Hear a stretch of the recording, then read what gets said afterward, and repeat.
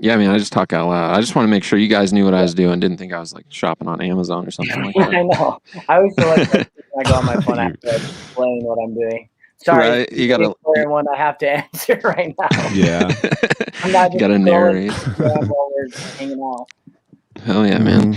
Dude, Greg, though, thanks for jumping on here. Now that we're live, I can give you the formal introduction. So thank you. For the people, for the one dude watching us right here, if you don't know Greg, you don't know shit about Denver, man. You've been missing out. He's a Denver legend, drummer in many projects, artist on the new Meow Wolf Denver exhibit opening up, and just an all-around cool-ass guy. What's up, Greg? Yeah, I'm doing good. How you guys doing? I'm glad to be here, man. I'm stoked to see people doing good shit, man.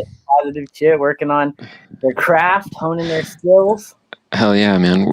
We're just trying to get good at talking to people. Reaching we both had a out. lot of social anxiety. This is just how we thought we'd fight it head on, to face our demons on the internet. I failed public speaking twice, so.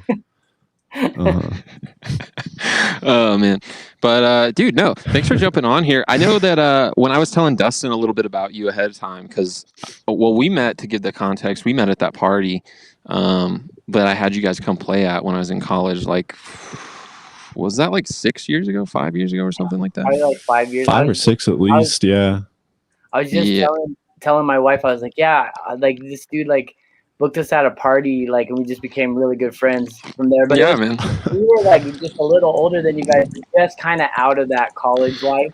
And we're like, oh, cool, we're like in the college scene right now. Like people were like dumping beers off like the balcony into people's mouths and stuff. Dude, was it a throwback? That was a crazy time. Yeah.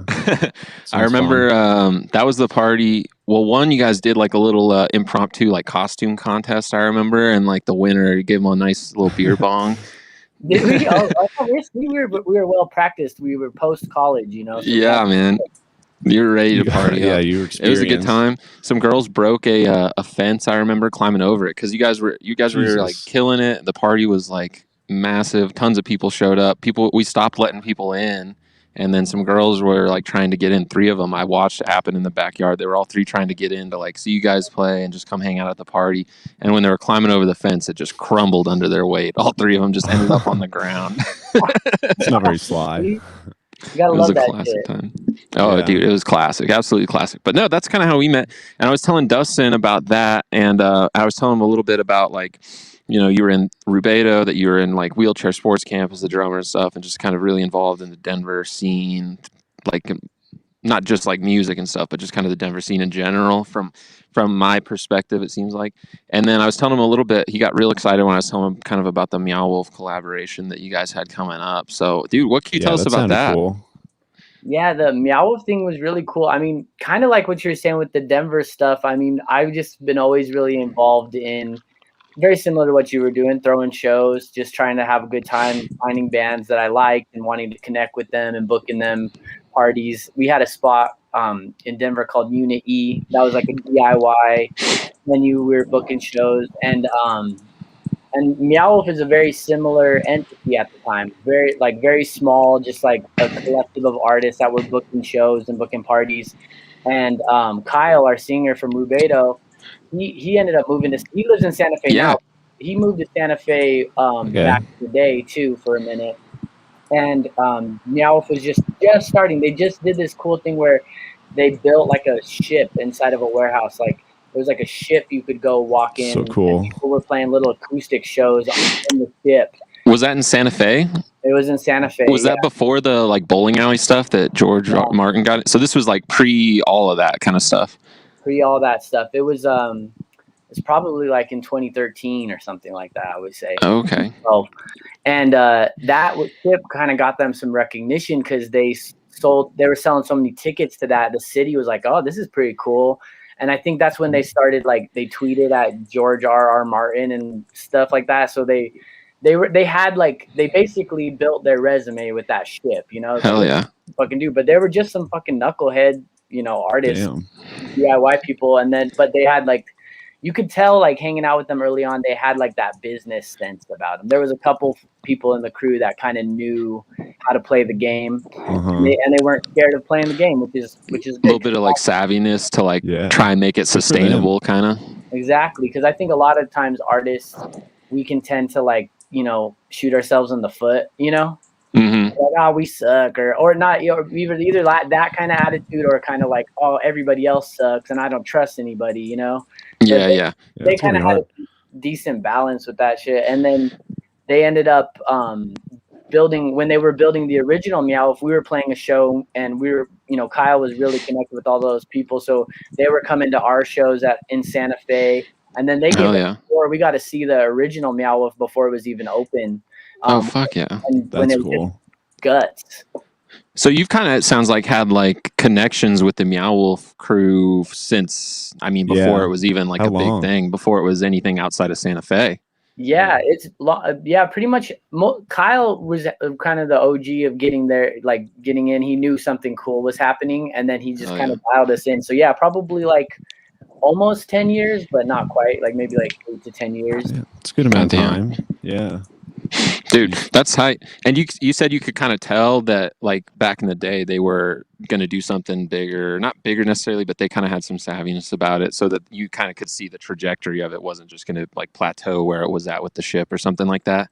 Yeah, you could tell what's up. They were like smart about getting grants, I remember hearing. And then I knew one time we were staying at one of their houses, and when we were on tour and just crashing at their house, and they had like, I remember them talking about they were helping like political campaigns and stuff. Like they were just like, Santa Fe is a smaller place, it's probably like, it's pretty small. It's a cool town though, man. It's really it's like really tight. It's like a big kind of artist community. It seems like I was down there in December, like probably December 14th or something like that. Yeah, man. I haven't been to Santa Fe in years, and it's like a cool community, dude. They got a cool downtown going on, but it was during COVID, so you can't really take it all in.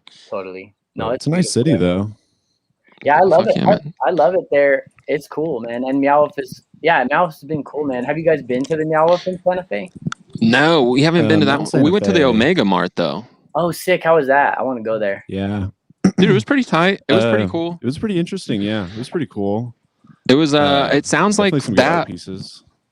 Yeah, they did have some really good art stuff. But it sounds like that too was kind of a different group, that they'd been doing like the Omega Mart stuff for like years, it sounded like, and then the Meow Wolf people, did they kind of I don't know if you know or not, but from what I think I saw on their website, they heard about the like Omega Mart stuff that these people have been doing for years and kind of wanted to collaborate on that. So that's how that came about. It seems like they had like this whole story and thing that they were doing ahead of time. You know anything about that, man? Yeah, I think you nailed it. I think what I heard, it was like there was like a thing called like Area 51 or something like that over there, and they like they just kind of collaborated. That was why that one was like the first one, because they were talking about Denver really early on, and then I know Austin, they're planning on putting one in Austin. They were talking early on, and then Vegas and the Vegas.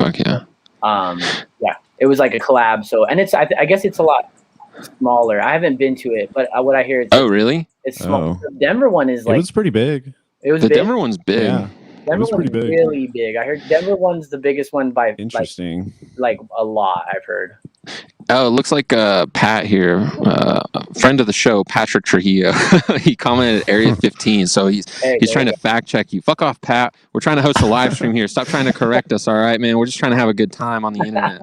I appreciate it. Thank you, Pat. Hey, come on, man. Dude, well, tell us about like your kind of collaboration. Then it looks like you worked on it with Wheelchair Sports Camp, and I always mess up the name. Is it Kaylin or is it Kay? How does Kaylin. Kaylin. Okay, I always mess up the name, and I always feel bad about it. I've known her for a decade, and she still calls her Kayla. Kayla. Yeah. It's just bound to happen. Yeah. Yeah. And kind of funny enough, we were able to play at the Meow Wolf. Rubedo was one of the first bands to play at the Meow Wolf in the bowling alley at the House of Eternal Return. So we played a show there early on, before it had kind of blown up into, this is the #1 tourist destination thing. Like it was just it was cool and people knew about it, but it wasn't like as known. And we were crashing at it's like every one of my stories. And then we were crashing at one of the person's houses. And you just got into music so that you could get free room and board, kind of couch surf a little bit. Drift. Meetings, that's what we'll call them. I had a meeting with people. See, that's what the Meow Wolf people were doing. They didn't say they were crashing on couches. They said they had meetings with everyone. Exactly. That's the same route that I go. Yeah. But anyway. So we were having a late night meeting, and we were talking about that place, and I just heard, this guy Cole, he was telling me, oh yeah, we're gonna do more. Like, we're planning on doing more. They see their vision kept going bigger. They were already there. And then once that shit hit, like on like New York Times top places to go and all, it was like the top of and everything. It was done though. That was to the moon. Damn. Yeah. And then me and him kind of chatted about it then, about me and Kaylin, like, always been interested in building a room that was like where I really wanted it to be something where we could all play in wheelchairs, because I love playing around in her wheelchair and like rolling around. Yeah. What if we I just like had the a bunch idea. of wheelchairs and had the ceilings really low? And that was like kind of my original idea. And then it came time, they were asking for proposals. They did like kind of like not secret, but they did like a first round of proposals that was invite only, and they invited us to apply. And then me and Kaylin just, we worked on an idea, and our original idea was like a room with like a 5-foot ceiling, and then there would be wheelchairs, like in like a cart, like how like when you go to the grocery store to get your carts, there would be like You like pull one out. Oh hell yeah. That'd be fun as Is there a fuck. wheelchair guy that goes and gets them and puts them back? It sounds like there'd have to be some like liability stuff though for that, man, because I don't know if everyone could like handle it. Yeah, you might have some people that are getting fingers pinched and stuff like that. Maybe a fake ceiling. Someone might lose a finger in the spokes. Yeah, and that's basically what they were saying. Is like they were like, well, and I think too they wanted to say like help like make it a little more broader, and if it's like that, then certain people with other disabilities couldn't get in, which was kind of awkward. So we're like, yeah, that's true. BYO wheelchair. That makes sense. That makes sense. Well, it sounded like I heard you say that you were invited on the first round, but it sounds like then that there was a second round that people could just kind of apply for. Do you know anything about that? Like, what was the process like for people who weren't invited to it, or were you kind of out of the loop on that? I mean, I kind of saw it. Yeah, it was basically, they did like a town hall kind of meet, like you could come and like they did like, answered any questions about the application process. They were real open about it. You had to do the littlest amount. You had to know. You had to be paying enough attention to know to go. But they made it open. After that first round, it was open, and then we went to the meetings, and they you could see like everyone's there and they could ask questions, and they had everything pretty laid out. I mean, the cool thing that I've learned a lot doing this is just seeing how like a bigger thing works, because there's so many moving parts. You can't really fuck around the same as like if the three of us were going to throw a house party. And you got to have some organization to it. Yeah, I was impressed how put together they were. It seemed like, the story pretty much like flowed all the way through. It seemed like like every room. It was kind of impressive. Yeah, and they do it like everything is different. There's all these different departments, right? So they were asking for people who wanted to design rooms, people who just wanted to build like a sculpture in like another bigger concept. Because there's a lot of the Meow of artists, the original ones now, they are like really good at what they do now. So they're like doing bigger rooms, but then they also were asking, collaborators could make like a little sculpture in a room. There was also opportunities to be part of the story team, and the story team at the new Meow Wolf created like a whole story, and so it's like a bus station, kind of like an intergalactic bus station, which worked really with our concept, because we like Kaylin and I have done a lot of like research now, and like kind of learned a lot of disability history, and we figured out, like, surprisingly, like Kaylin didn't even know like about the Gang of 19 and like how all Gang of 19. Yeah, so basically, what's that? In the 70s, there was no ramps on buses, so people in wheelchairs couldn't get on buses. So then there was a big protest where a bunch of people just parked their wheelchairs in front of the buses and put some sleeping bags, and we're like, we're not leaving. You can't use the bus if we can't use the bus. Like, no taxation without representation. Yeah. Interesting. And then classic sit-in kind of protest there. Yeah. And Denver became one of the first places with ramps on the buses. So we kind of like that concept. And the room next to us has a big old school RTD. I don't know if it was RTD at that time, but a Denver bus. And then we kind of made our room, the idea concept behind it being that it's a room where a bunch of disabled activists like lived and made it their own with like the things that were around them. And then the other like level to it is that there's we've been talking about a lot about the idea of interdependence. So interdependence meaning like it's not about like totally like independence. Like I need you to have this podcast so that I could talk about what I do, and we all need each other and all this stuff. So it's like not trying to be like I don't need anybody. It's like no, like we all have to work together. So the room is kind of like has all these different pieces, and it's all built for different people to kind of put this whole like thing together. That surprises me, man. You seem like a lone wolf kind of guy, dude. The kind of guy who would want to do everything on his own, kind of a little bit of a control freak, man. You're too dependent, bro. I'm too dependent. No, that's cool, man. So with that, like it's a huge collaborative thing. I mean, it sounds like they got a ton of. It's not just all Denver artists, right? No, there was like 100 Denver artists, but even in that 100, there's not every of those 100 Denver artists have a room. Some of them just did. Some of my friends just did some music for it. Some of my friends just built like a, like I was saying, like a sculpture. So there's like 100 Denver artists, which is dope. We and us Denver artists really fought. They weren't like resistant to it, but we just made ourselves know, like if you're coming here, you're gonna use our. We want to have like a piece of this, and I can tell you that it definitely looks like Denver in a lot of the parts. I could tell when I go into the parts. I'm like, oh, this is like Denver artists, and there's enough of it that it feels really good in that way. And like I said, the Santa Fe artists that have been doing it for a long time are very skilled, so their ones look cool. And there's artists from everywhere. I don't even know. I was walking around in there the other day, and I was like seeing artists that I don't know, but I've seen on like Instagram, and I know they're not from Denver. So I'm seeing a lot of cool other artists that I don't even know. People that have kind of been on the radar, but like that you haven't formally like met or anything like that. Yeah. Hell yeah. Who's some of the, like, you got any names, man, that we got to look out for because it opens up next month? Is it the 17th or something like that? Yeah, September 17th. Should look that up. Yeah. What are some of the people to look out for? I'm sure all of them are good, but what are the ones that you saw? I'm sure you got a little sneak peek of it. You need a name drop for us? Yeah, so like I like a Denver artist. I like Jaime Molina has a cool piece. You've probably seen his art. He has tons of pieces around Denver. He's got a really cool one.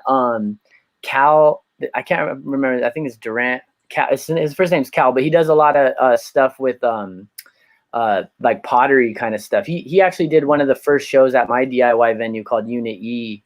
It's super cool to see his pieces. There's like, where was Unit E at, man? It was on 12th in Santa Fe, and it was like we had it for like 2 years. Yeah. What are some of you got any crazy stories from back at that setup, man? If you had like the whole DIY space kind of going for yourself, any crazy stories from there? Yeah, I mean, it was a crazy time in my life, because we were young and drinking and partying and having a good time, and it was crazy. There was like a lot of ups and downs, I'll tell you that much, but I think I can tell you for sure there was a lot of gains made and a lot of good connections made. But we had like cool stuff. Like we, that's how we connected with Ike Owens, who produced a lot of our stuff and really put me on to like a more pro level of as a musician. And that was kind of my thing we were able to book a lot of bigger artists and like show them a really good time, just like you did for us at your party. We were able to do that on a consistent basis, and we kind of had to because we had to pay the rent.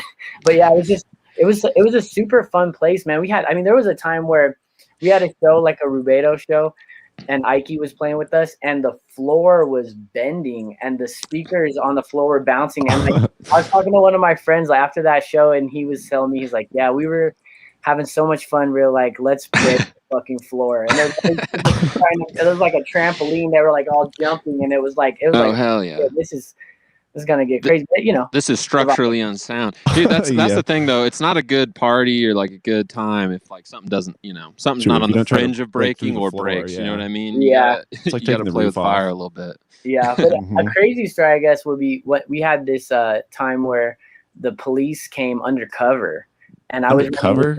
Yeah, there was undercover, and we were like, it was always kind of like basically everything was donation based. Like that's what we thought the goal was, but apparently that didn't work. But we were charging donations at the door. We had a bar, and then I got in trouble. I had to go to court because I was like for being like having a speakeasy. Greg, really? You trying to run an illegal bar, dude? Yeah. I did. Keep the word low. Damn. Dude, so they made you go to court for that? Did you get like a fat ticket or something? Or what ended up happening? Honestly, the worst part is they took all the money we made that day, which was like we were sucks. really. It was like a first Friday, and that's like on Santa Fe in Denver, which is like a big deal. And so we were just raking it in, and we're like, yes, we're gonna make our rent. And then they like took all our money, and we're like, fuck. They took like a couple thousand, and then the ticket was like a couple thousand. Damn. You did a couple thousand in donation? That's some good donation money. Holy shit. Yeah, you're doing. Tell you what, man, that shit doesn't happen. It shows up here. That doesn't happen in Fort Collins. Dude, well, I mean, we were also, donation liquor, and to we were we were throwing shows, and I mean that's the thing about that era of DIY is like we were not paying attention to any fire code. I mean, we had like way too many people in a place. It was too much, you had to break the floors. Yeah, it was like the walls were sweating, dude. Like the walls were hot. Yeah, to the window, to the wall. Yeah. That's cool, man. Hold on, we had one more question here. Pat was asking too, because we kind of got off the. What does Pat want? But he was wondering who picked putting it like in the middle of the highways. How did that come? Or do you know anything about that? Good question. Like, I was planning of it. Yeah, I could tell you about that. Yeah, so a lot about how things like at that level get made is like the city gets involved to a certain degree, right? Because here's the weird paradigm about being an artist, right? Is like we're trying to be like we're cool, like us artists, we're cool with homeless people and we're cool in like integrated areas, and we do cool things, and then we're in there, and then all of a sudden they're like, let's put a museum for you guys, and then you're like, yeah, let's put a museum, and then we put the museum, and then all of a sudden they're like, let's kick out the homeless people and make the condos. That's usually how it goes. So it's the thing that we're always, it's like we seem to be in the middle of this predicament where we want artists to survive and we want artists to make money, and at the same time it's weird how it gets exploited. But that being said, that's why it's there, because they're about to do huge development in Sun Valley, and Sun Valley right there is basically I kind of grew up in that area, and it's one of the most poorest zip codes in the city in Denver. Is Sun Valley, just because I don't honestly know, I grew up just outside of Denver, so I'm not familiar with that. Is that like the area that it's in, kind of that circle or that like triangle, and then like where Mile High and shit is, like right there? That's the neighborhood, Sun Valley, and it's kind of an interesting neighborhood because of like there is a lot of weird industrial stuff. There's like Mile High Stadium, so there's not a ton of houses. Yeah, there's definitely like the PJs there where my friends used to live. I used to get babysat right there, and it was so funny because you'd be there and like there'd be a game letting out, or I remember one time an NSYNC concert letting out, and we were like, dude, we hate NSYNC. We were like, hey man, why you got to do NSYNC like that? Come on. No, I agree. Oh man, you guys are harsh. Yeah, we were hard. We were hard little like 12-year-olds, but like so basically what they're doing is they're going to develop a lot of the parking lots, because now with like public transit being better and the light rail and all that stuff, they're like, why do we need all these parking lots? And a lot of bigger cities are doing that now. So Denver's following suit, and that's what's going to happen down there. And I don't know, it's going to be interesting to watch, because like Meow is kind of like the beginning. Like, have you ever been to the MCA, the Modern Contemporary Art Museum in Denver? Yeah, I went with, I think so. A while ago. I went one time. It's right there kind of by Union Station. It's like right off Wazee, right? So when that was built, there was nothing around it.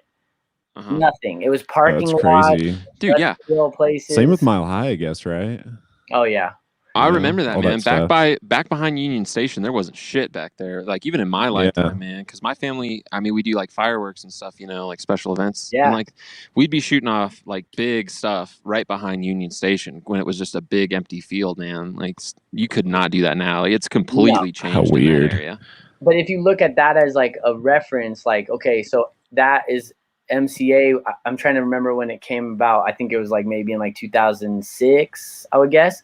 Now we're at 2000, by 2016, like 10 years later, it's now people want to live there, right? Because there's a cultural institution. So that's why the moral of the story is that's why Meow is there, I would guess. I don't know, but I know that the city had like gives you incentives to build. And then if you're doing a project like Meow, if that's I can't even guess how much money they're spending, man. Millions. At least $50, man. At least $150 or something. Yeah, at least 75, dude. I would say, but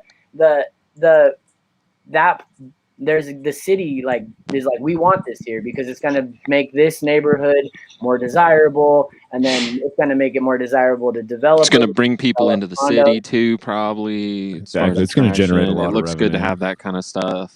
So there's the catch-22 of it. It's like, it's cool that it's there. It's giving a lot of artists jobs. It gave me a job for a bit.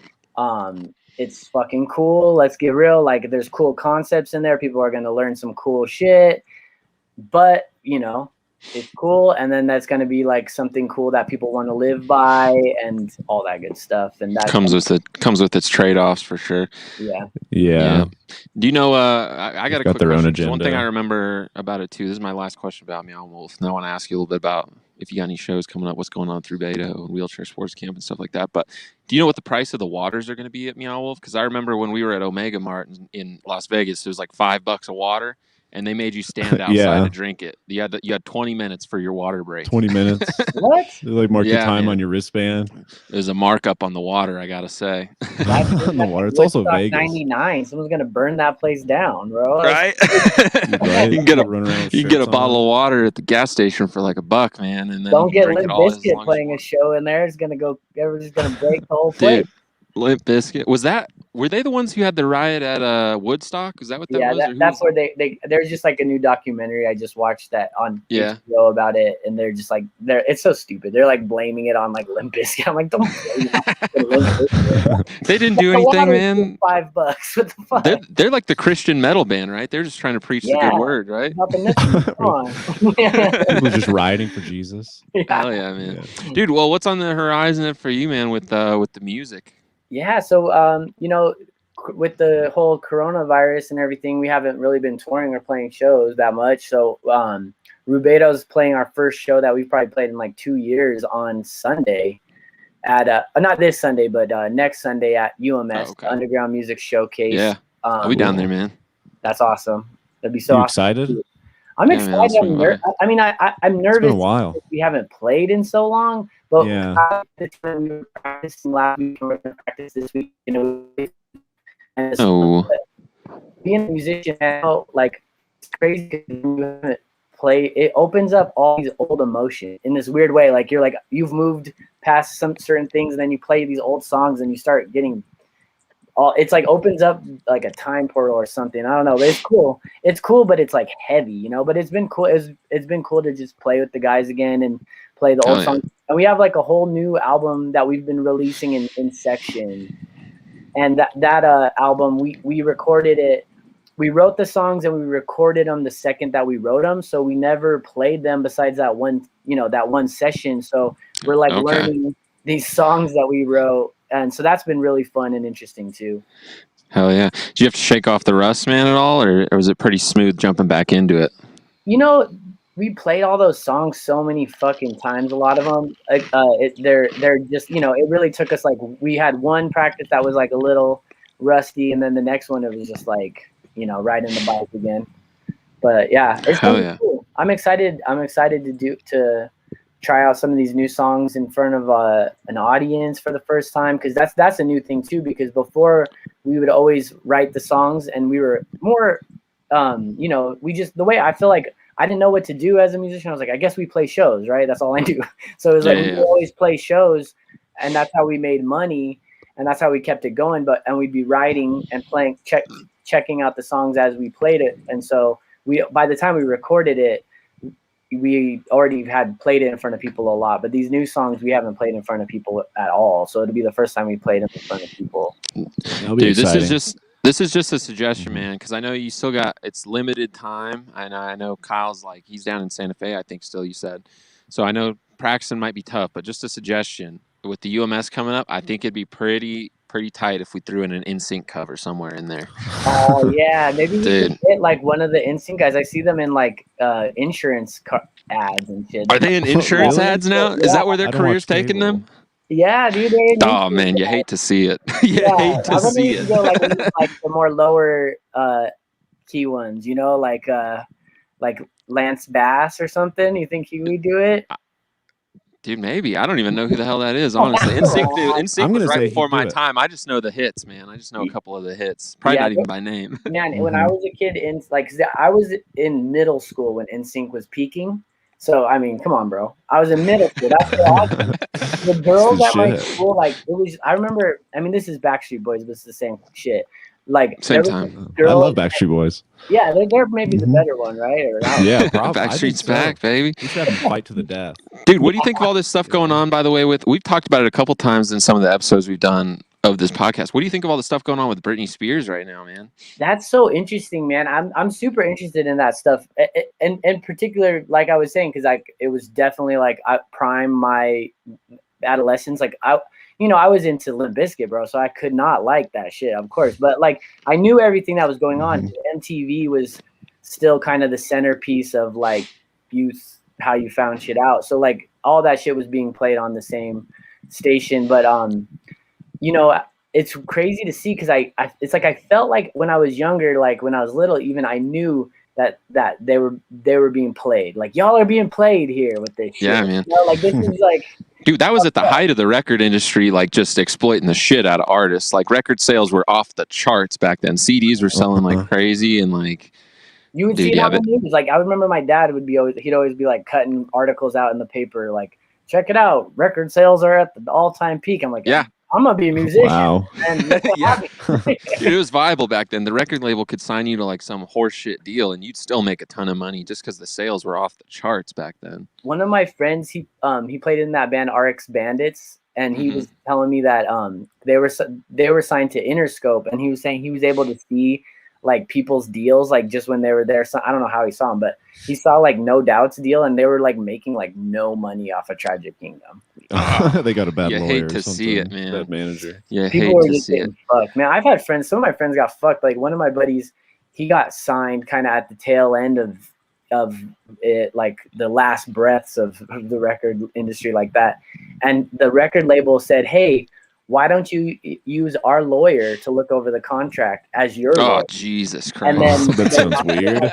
Yeah. And like basically that'd be like if you had the like prosecutor also be like your lawyer.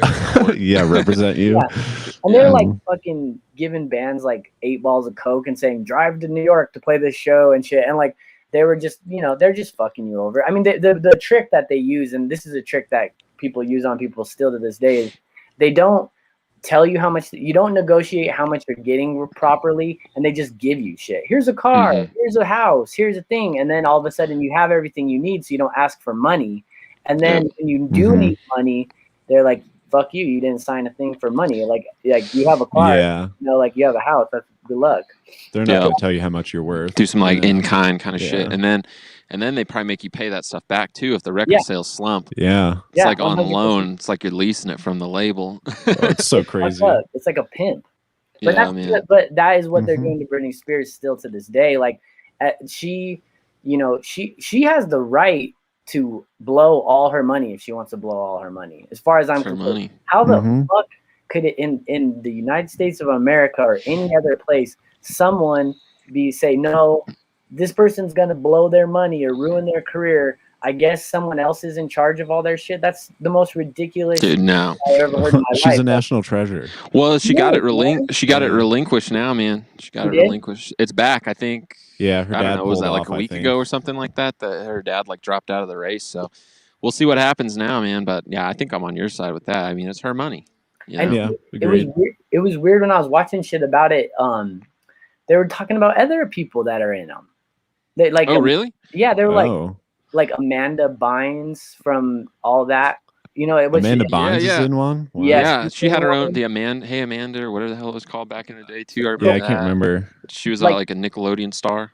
And I would imagine, like, I'm pretty sure like Michael Jackson was in something like that too. They just do it to these people, and then I don't know. It's just fucked up, and I think people have the right to. I mean, it's like if you don't want to be famous, like maybe you hire 100 people and they make a salary off of you. They could lose their fucking job if you don't want to do it. It's your choice. You're the fucking I mean, yeah, true. That's how it goes. anyone, and if you have that much money too, like a Britney Spears type, dude, she could probably just get a financial advisor or something, and you know, she'd give her a pretty damn good chance to make it fine. You know, I think it was just a control thing there, but good luck it to seems her. like a control. God bless thing. Britney Spears, dude. But the only thing I can say about that, I'm glad she got her money back, but she needs to chill on the topless photos on Instagram. She's it's too much. She does a. Yeah. Well, I mean, it's like covered up because it's Instagram, but she's posted. If you look at her Instagram right now, you can scroll back. She's got the same one on there like 3 times. Oh yeah, she posts it, and like then she this. deletes it, and then posts it, deletes it, and then she leaves them too. It's like the same photo 3 times. I mean, do what you want, but she's got the right, right?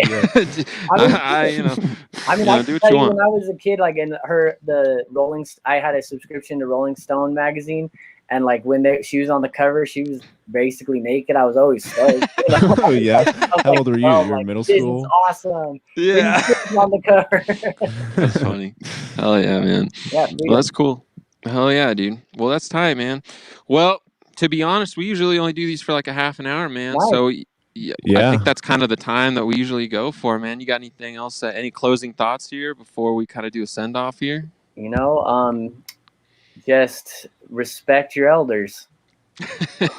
Yes, okay. Especially if they put you in like a conservatorship. Or exactly. Like yeah. No, I think I'm happy you guys are doing this, man. Keep doing cool stuff. Oh yeah, man. I know how it's gonna pay off. Thanks, dude. It should be fun, man. Anyone else we should hit up in the Denver area to talk to, man? Any recommendations? Yeah, I mean, you know, Kaylin is always good. She's a little wiggly, hard to get hold of sometimes. I'm sure she's busy, dude. I might go work that one out. Dude, that'd be tight. That'd be tight. Yeah, I'm sure you could probably talk to my wife, Bree. Hell yeah. Dude, that's a podcasting expert, man. We should get some tips here. We keep it pretty loose around here. So I'm sure they got the format a little better. I mean, as far as like Denver stuff, she's like, you know, she knows the Denver scene. She's pretty well versed. She's I like them older women. She's a little older than me, so she's knows like the scene from a kind of different. Oh yeah, dude! Congrats to you both, by the way, on the kid. Yeah, thanks. What is it? Congrats. 4 months old now? 4 months? He's almost 3 months. 3 months. Almost old. 3. Okay. Montgomery. Yeah, he's great, man. He's super happy, baby. Super easygoing. Like he in the morning when I'm like he's like crying, I put him on the changing table to change his diaper. He like opens his eyes and he's like, "Oh yeah, what up?" Like he's just got attitude. And then when I take off his when I have to take off his little shirt, you know, and his head's all big and it gets stuck on his head, he looks like Holio, you know. So I'm like, "Holio, you need to be for your bunghole," and he laughs at it every time. So he's already got a good as far as I'm concerned. Hell yeah, man! He's gonna be a cool kid, I bet, for sure. Yeah, cool, man. Dude, well, hell yeah. Well, thanks for jumping on here. Yeah, thanks. Anyone who watches this in post, dude, make sure to check out Rubedo Wheelchair Sports Camp and Meow Wolf, obviously, when that shit opens up here next month. So yeah, pretty excited, dude. Yeah. And I'll see you guys at likes or what? Do we need to buy a Honda Civic? Dude, I don't think we made it, man. We'll see. I'm gonna leave it up. It's a standing offer. So if this gets 17 likes anytime from now till the time it's up for the rest of history, you know, there's still a chance. We'll see who gets it. I think Joe has 15 YouTube accounts, so yeah, I'll just start liking them. I'll like them myself. Next thing you know, you'll come up to Fort Collins, Greg. You'll see a Honda Civic parked in front of the house. Yeah, let me joyride that shit. Yeah, dude, absolutely. We'll tear it up. Yeah. Well, dude, hell yeah. Thanks for jumping on here, man. And I'll see you in a couple weeks at the UMS, man. Hell yeah. I look forward to seeing you. And yeah, let me know anytime. I love you guys. Thanks, man. Thanks, Joe. Love you too, brother. Man.